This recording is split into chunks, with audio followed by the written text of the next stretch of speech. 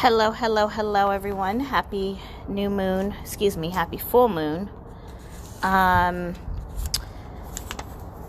you can tell by the title of this video, is your spiritual bank account overdrawn? Is it empty? Is it just bankrupt? I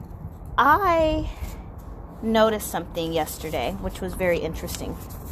I've been talking to you guys about burning your ancestor money, keeping your offerings going, working with your altar, your candles. But I had a long, hard think about a lot of the establishments here in LA, nail salons especially, no matter where you are in the country.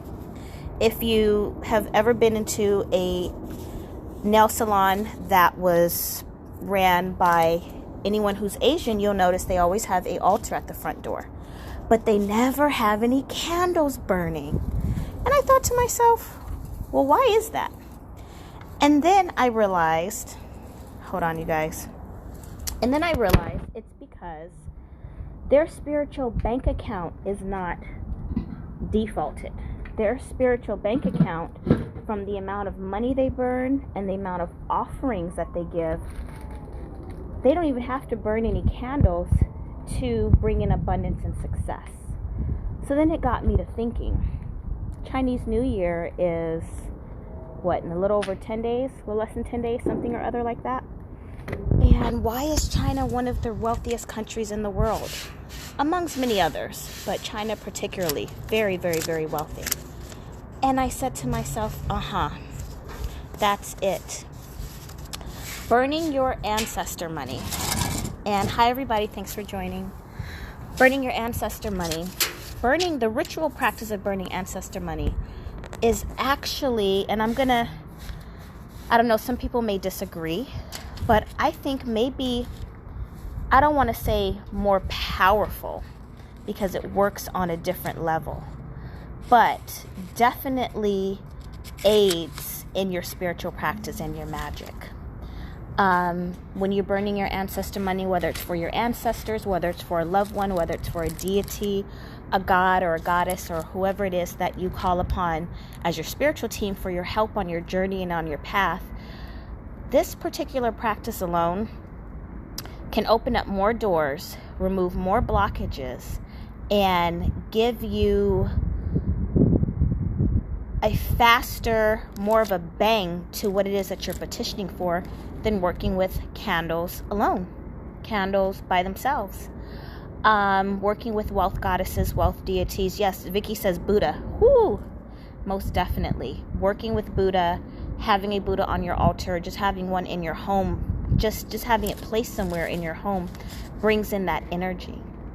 So I've been doing a little experiment, and I have not, I have not lit a candle in maybe 5 days.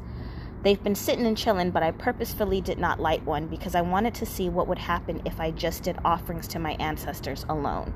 So fresh fruit on the altar, fresh water every day, a little bit of incense, and burning the ancestor money, the currency. And I just wanted to see if I saw a shift or a difference in my spiritual practice.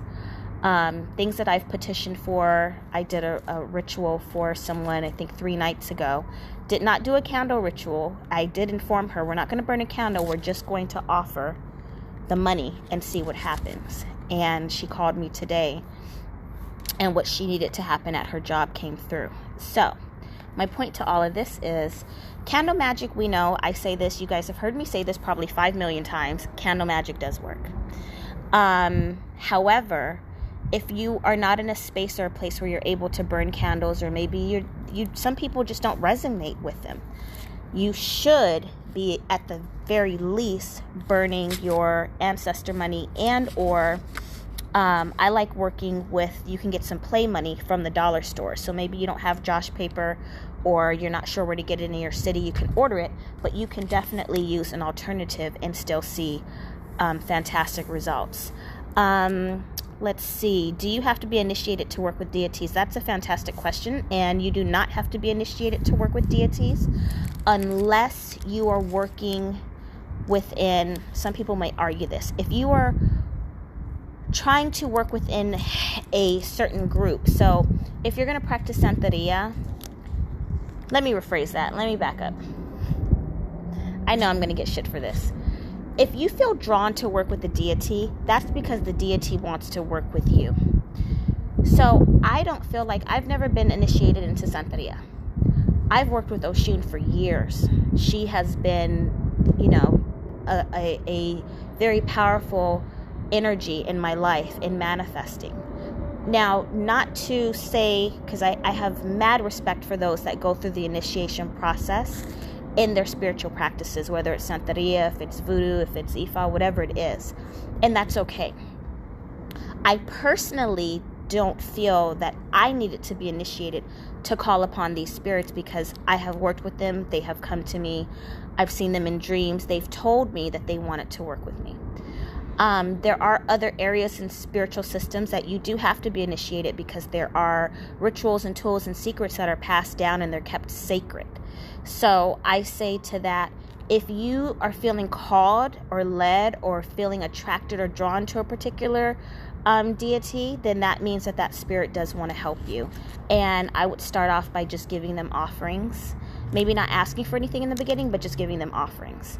But you got to kind of use your own judgment to decide whether or not initiation is appropriate for you and where you are in your path. So that's kind of my my answer to that. Letitia says, Shango came in my dream. Beautiful. Again, if deities come to you in your sleep, they come to you in your dreams, then wherever you are in your journey or whatever it is that you're working on, they're coming to lend their energy and their help.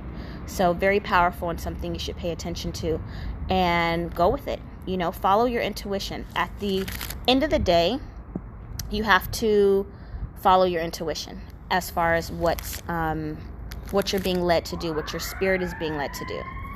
So that's my quick, what I want to talk to you guys about tonight. As you guys know, tonight is the first class of 2020. Quite possibly going to be the last webinar that Coach Khayr and I do for this year, because we have some other projects and some other things in the making that I want to share with all of you to help you guys all have a very prosperous new year. Tonight's class is going to be at 9 p.m. Eastern at selfdiscoveryclass.com, and that's what we're going to be talking about. Burning your ancestor money, the proper way of giving your offerings, the proper way of petitioning deities, how to determine whether or not you should work with a deity. We will touch on just a little bit on how to pick deities, but we're not going to go too much into that. But we will talk to you about how to work with them, how to give your offerings, what are the proper offerings that you should be giving. Some people just give fruit, some people give dry food, I give cooked food, and you do get different results depending on what the offerings are, where they should be placed on the altar, what do you do with them, how do you dispose of them, how often should they be changed. We're covering all of that tonight. So I love you guys. Let's see, there's one last question. Okay, so Nugget says, will you do a class in Atlanta? That's possible. I might come and do an actual workshop in Atlanta. That's something I'll have to talk to Khayr about. I would love to. I love Atlanta. I love to travel. So if someone wants to have me come do a workshop in their city, I'm definitely open-minded to that. And then let's see, Zenobia.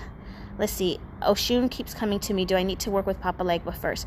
It would be in your best interest to work with Papa Legba first. He is the gatekeeper, the road opener. He is the first one that you petition in order to work with other deities. That's what I did. So I would definitely, that would be the first kind of chain of command, if that makes sense, who I would go to, and then branch off if there are other deities that come to you. Okay, all right, my loves, I'm gonna hop off of here because class is about to start. Hi Trisha, how about Florida?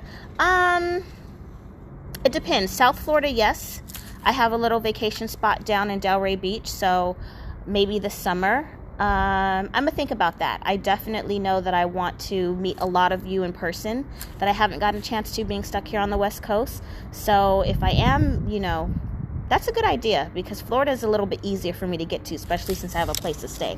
I might do that. So I'll keep you guys posted on all of that. But I love you guys. I will be back tomorrow morning. I have about 5 new video topics to go over all of it. A lot of you have been inboxing me about what to do for 2020, and I'm going to talk to you guys and just share some of my rituals that I've created and some of the things that I'm doing to help all of you really set off the first 6 months of this year, okay? All right, I love you, everybody. Hope to see some of you tonight. You're welcome. Hope to see some of you tonight in class. And yeah, happy full moon, and I'll talk to y'all a little bit later.